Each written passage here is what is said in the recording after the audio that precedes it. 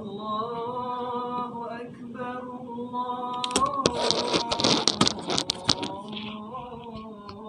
أكبر الله أكبر الله أكبر أشهد أن لا إله إلا الله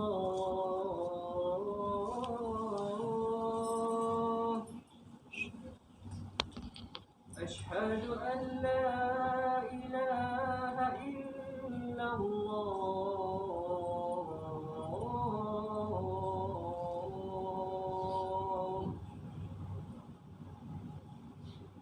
أشهد أن محمدا رسول الله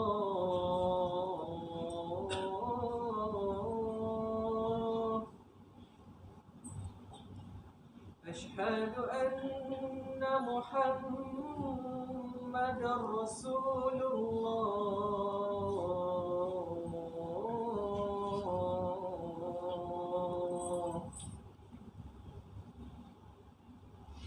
حي على الصلاة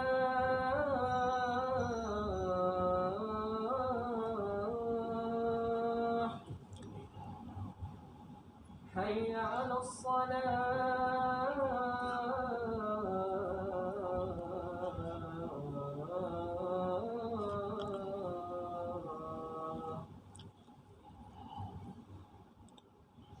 حي على الفلاح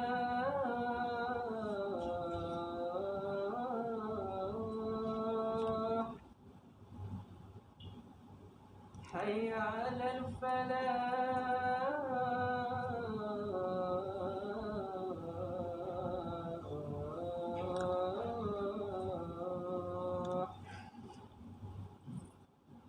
الله أكبر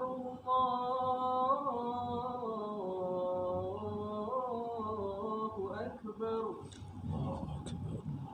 لا إله إلا الله لا إله إلا الله محمد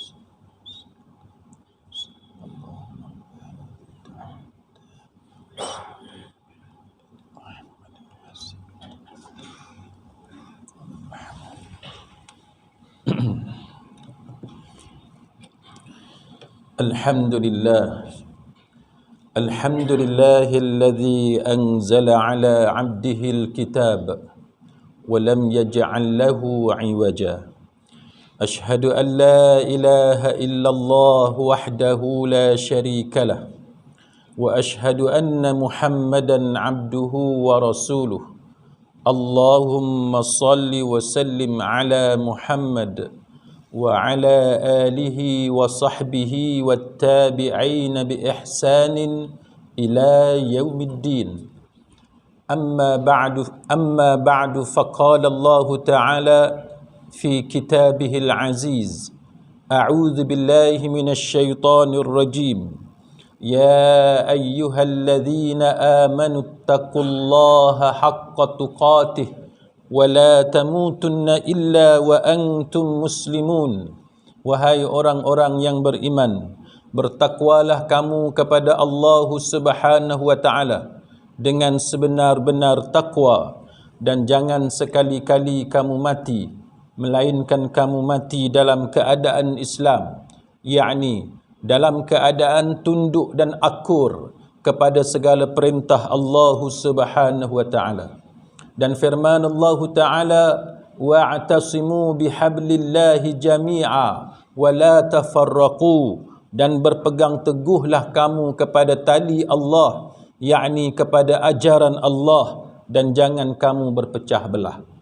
Saudara-saudara kaum muslimin sidang Jumaat yang dimuliakan, dalam surah Al-Anbiya ayat 23 Allah Ta'ala berfirman, la yus'alu amma yaf'alu wa hum yus'alun. Maksudnya la yus'alu amma yaf'al, dan Allah tidak ditanya tentang apa yang dia lakukan. Wa hum yus'alun, sedangkan mereka, yakni manusia, yang akan disoal oleh Allah Subhanahu wa taala.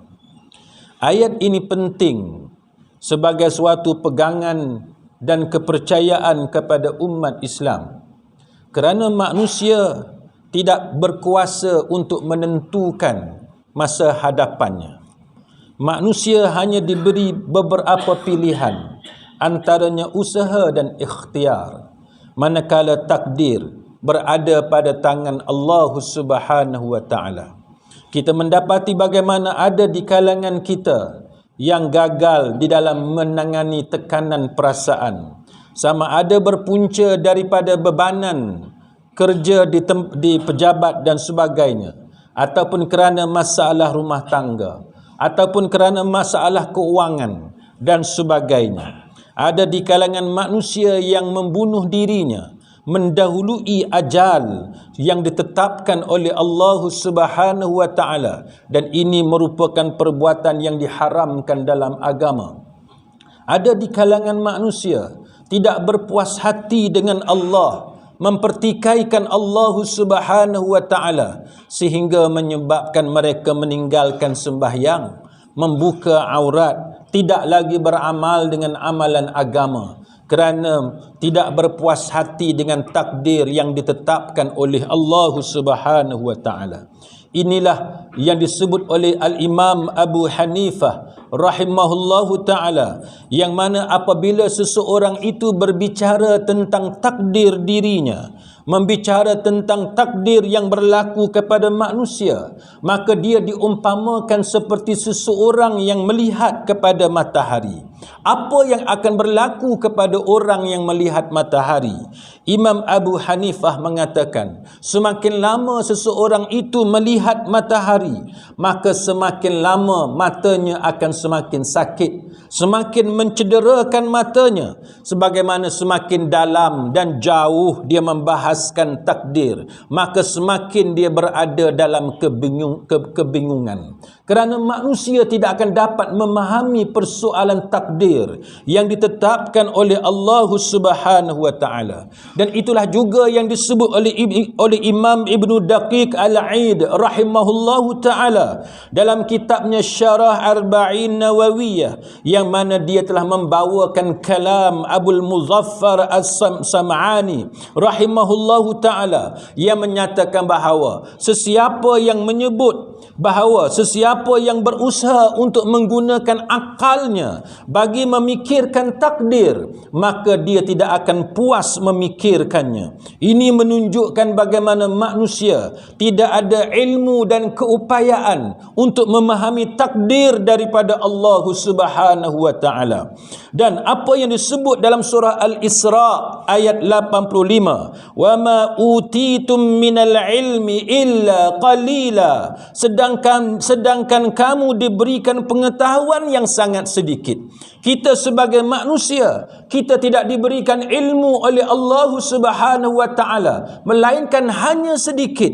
Kerana itu kita sebagai manusia, kita tidak akan dapat memahami persoalan takdir Allah Subhanahu wa taala. Kerana ilmu yang kita sedikitlah, kemampuan kita yang sedikitlah menyebabkan kita tidak boleh menguasai semua ilmu pengetahuan. Kita hanya boleh menjadi engineer, kita tidak boleh menjadi doktor, kita hanya boleh menjadi engineer kimia ataupun yang disebut sebagai jurutera dalam bidang kimia, tetapi tidak boleh specialize dalam pelbagai bidang kejuruteraan yang lain. Kenapa? Kerana kemampuan manusia yang terbatas. Sebagaimana doktor tidak boleh specialize dalam semua bidang kedoktoran, kerana manusia kemampuannya sangat terbatas. Saudara-saudara kaum muslimin sekalian, kenapa prinsip akidah ini perlu difahami oleh manusia?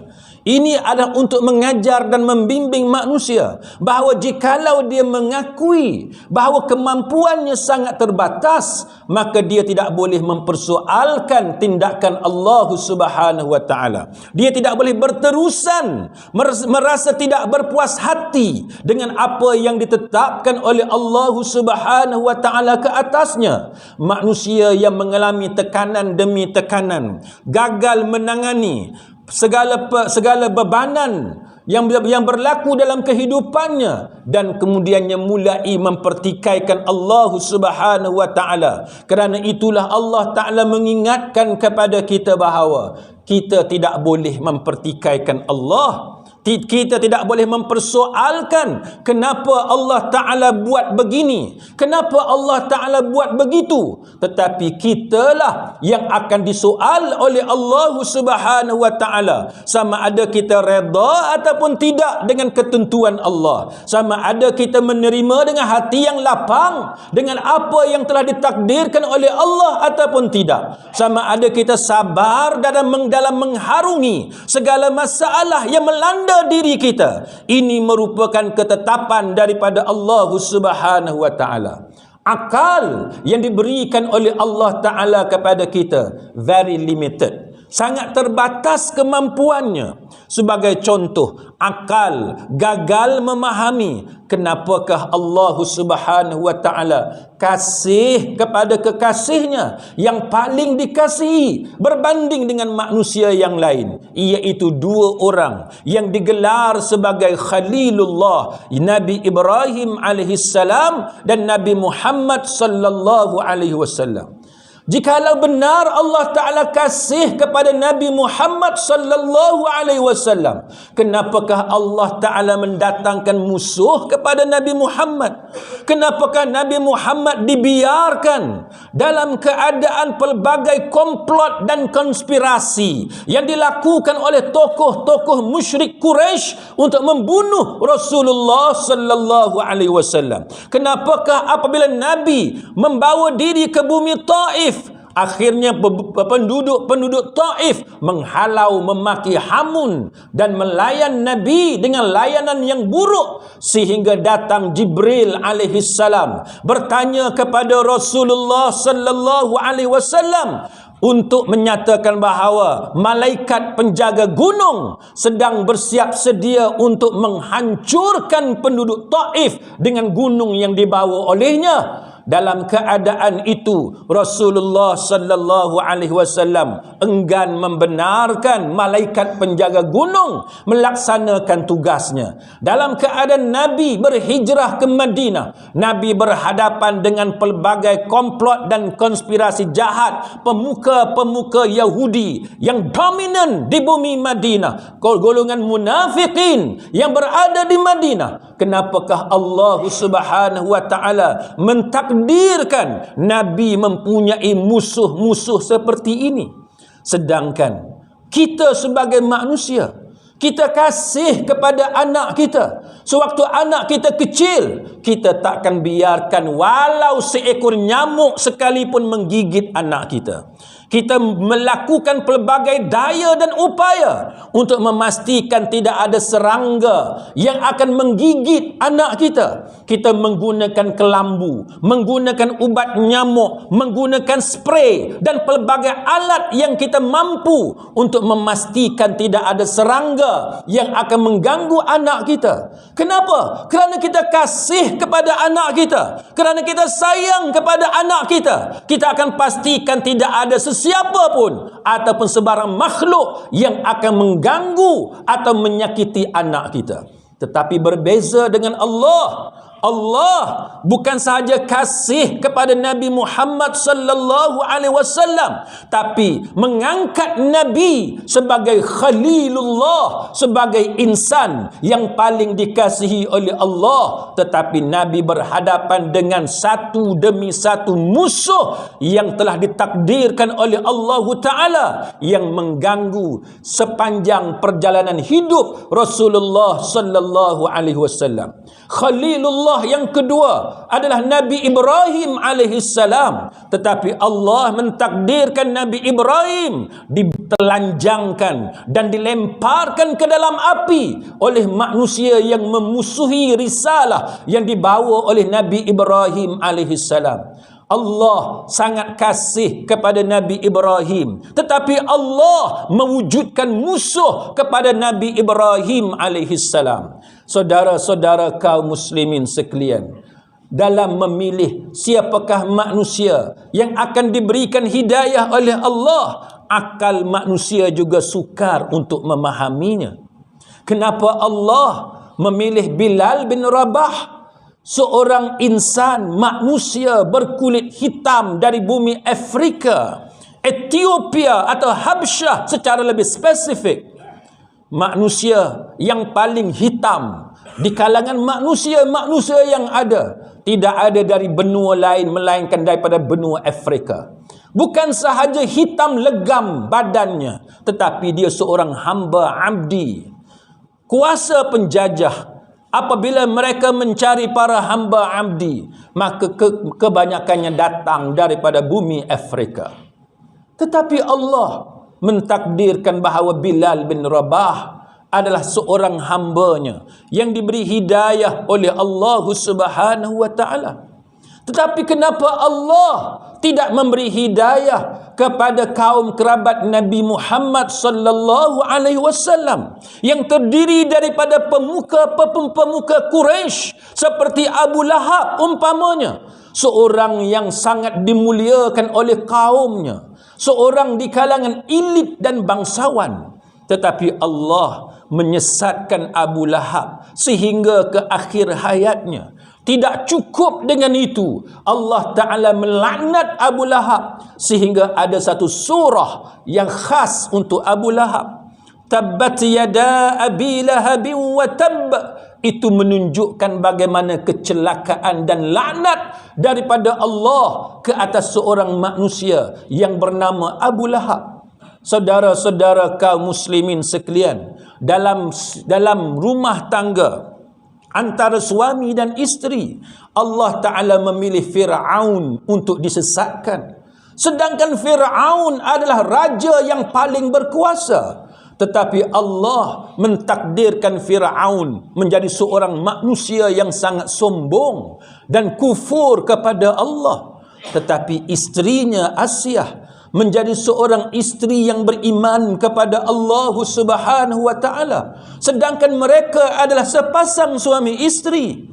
Berbeza dengan suami isteri Nabi Nuh dan juga istrinya. Nabi Nuh seorang Nabi Allah, tetapi istrinya kufur kepada Allah Subhanahu wa ta'ala.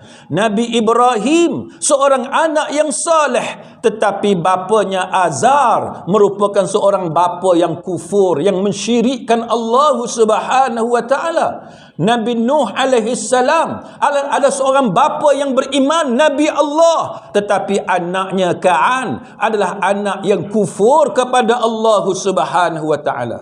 Kita kadang-kadang kita gagal memahami kenapakah kita sebagai seorang yang baik datang ke masjid, solat, membaca Quran, bersedekah, kita melakukan amal-amal yang soleh, tetapi anak kita tidak mengikut jejak langkah kita. Sedangkan kita mendidik anak kita dengan sesungguh-sungguhnya, tetapi anak kita malas untuk sembahyang, anak kita malas membaca Quran, anak kita tidak suka melakukan amal-amal yang soleh. Lalu kita berpaling kepada jiran atau teman-teman kita. Ada di kalangan jiran atau kawan-kawan kita yang tidak sembahyang pun, istrinya juga tidak peduli tentang agama, tetapi anak mereka adalah anak-anak yang baik, anak yang soleh, cemerlang akademiknya. Apa silapnya? Sedangkan kita bapa yang soleh, kita tidak mendapat anak yang soleh. Teman kita tidak soleh, tapi anak mereka soleh. Kita seorang profesional, highly educated, tetapi anak kita mempunyai masalah disiplin yang teruk di sekolah.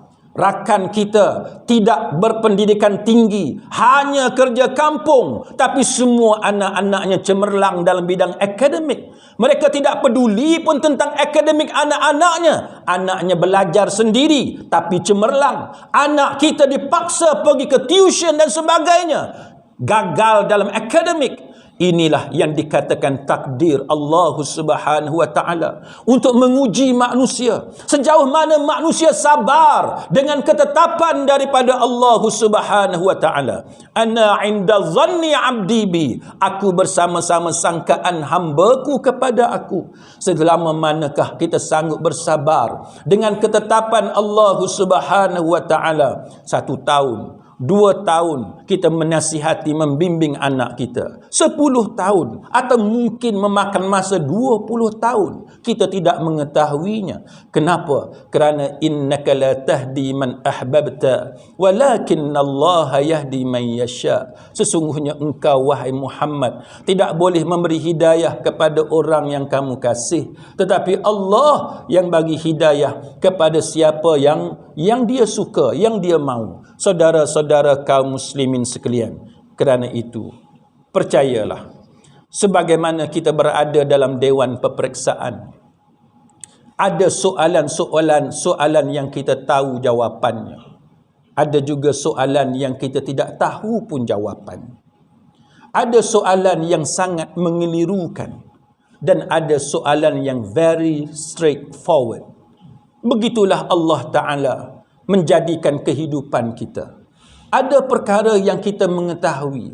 Kenapa Allah Ta'ala mentakdirkan perkara itu berlaku kepada kita? Tapi ada juga perkara yang kita gagal memahaminya. Kenapa Allah Ta'ala melakukan perkara sebegini kepada kita? Sebagaimana kita sukar memahami kenapa soalan-soalan itu ditanya dalam dewan peperiksaan. Begitulah juga kita ada kalanya sukar memahami kenapakah Allah Ta'ala menjadikan kita miskin, menjadikan kita berpenyakit, menjadikan kita dikelilingi dengan pelbagai masalah dan sebagainya. Ia tetap menjadi rahsia dan misteri di sisi Allah Subhanahu wa Ta'ala, di mana kita sebagai hamba hanya mempunyai ilmu yang sangat terbatas. A'udzu billahi minasyaitonir rajim. Bismillahirrahmanirrahim. Qul huwallahu ahad, Allahus samad, lam yalid wa lam yulad wa lam yakul lahu kufuwan ahad. Katakanlah bahawasanya Allah Ta'ala itu satu, Allah tempat meminta bantuan, dia tidak melahirkan dan dia tidak dilahirkan, dan tidak ada sesuatu apapun yang menyerupainya ataupun yang dapat menandinginya. Barakallahu li wa lakum fil Qur'anil azim wa nafa'ani wa iyyakum bima fihi minal ayati wadh-dhikril hakim. Wa taqabbal minni wa minkum tilawatah innahu huwas samiul alim. أقول قولي هذا وأستغفر الله العظيم لي ولكم ولوالدي ولوالديكم ولسائر المسلمين والمسلمات فاستغفروه إنه هو الغفور الرحيم.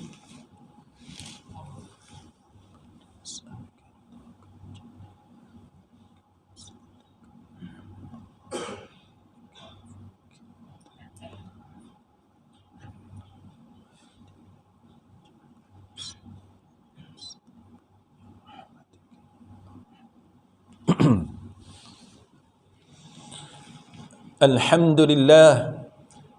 لله غافر الذنب وقابل التوب شديد العقاب ذي الطول لا إله إلا هو إليه المصير أشهد أن لا إله إلا الله وحده لا شريك له وأشهد أن محمدا عبده ورسوله اللهم صل وسلم على محمد وعلى آله وصحبه والتابعين بإحسان إلى يوم الدين.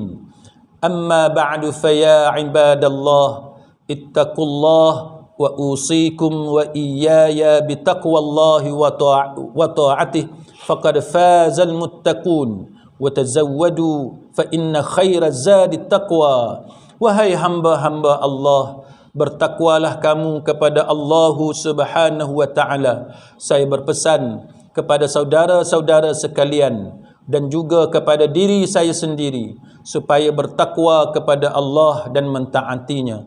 Sesungguhnya telah berjaya golongan yang bertakwa kepada Allah. Dan carilah bekalan, sesungguhnya sebaik-baik bekalan untuk hari akhirat ialah bekalan takwa. Marilah kita menjadi hamba Allah yang bersyukur. La in syakartum la azidannakum wa la in kafartum inna azabi lasyadid. Jika sekiranya kamu bersyukur akan nikmat yang aku kurniakan kepadamu, nescaya akan kutambahkan nikmatku kepadamu. Akan tetapi jika sekiranya kamu mengkufuri nikmat yang aku kurniakan kepadamu, maka ingatlah azabku yang tersangat pedih. Marilah kita pada hari ini, hari Jumaat, Sayyidul Ayyam, penghulu kepada segala hari, kita memperbanyakkan solawat dan salam ke atas junjungan besar Nabi kita Muhammad sallallahu alaihi wasallam. Sebagaimana firman Allah Ta'ala, Inna Allah wa malaikatahu yusalluna 'alan nabi ya ayyuhalladzina amanu sallu 'alaihi wa sallimu taslima. Sesungguhnya Allah dan para malaikat berselawat dan mengucapkan salam ke atas Nabi. Oleh itu, wahai orang-orang yang beriman, berselawatlah dan ucapkanlah salam ke atas Nabi dengan sebenar-benar ucapan salam. Allahumma salli ala Muhammad وعلى آل محمد كما صليت على إبراهيم وعلى آل إبراهيم وبارك على محمد وعلى آل محمد كما باركت على إبراهيم وعلى آل إبراهيم في العالمين إنك حميد مجيد. اللهم اغفر للمسلمين والمسلمات والمؤمنين والمؤمنات الأحياء منهم والأموات وألف بين قلوبنا وأصلح ذات بيننا وانصرنا على عدوك وعدونا. ربنا اغفر لنا ولإخواننا الذين سبقونا بالإيمان ولا تجعل في قلوبنا غلا للذين آمنوا ربنا إنك رؤوف رحيم. اللهم انصر الإسلام والمسلمين وأذل الشرك والمشركين والنفاق والمنافقين والظلم والظالمين والكفر والكافرين. اللهم انصر المجاهدين في فلسطين. اللهم انصر المجاهدين في سوريا. اللهم انصر المجاهدين في كشمير. اللهم انصر المجاهدين في فطاني وفي كل بلاد المسلمين وفي كل مكان. ربنا آتنا في الدنيا حسنة وفي الآخرة حسنة وقنا عذاب النار. عباد الله، إن الله يأمر بالعدل والإحسان وإيتاء ذي القربى وينهى عن الفحشاء والمنكر والبغي يعظكم لعلكم تذكرون. فاذكروا الله العظيم يذكركم واشكروه على نعمه يزدكم واسألوه من فضله يعطكم ولذكر الله أكبر والله يعلم ما تصنعون. أقم الصلاة إن الصلاة تنهى عن الفحشاء والمنكر.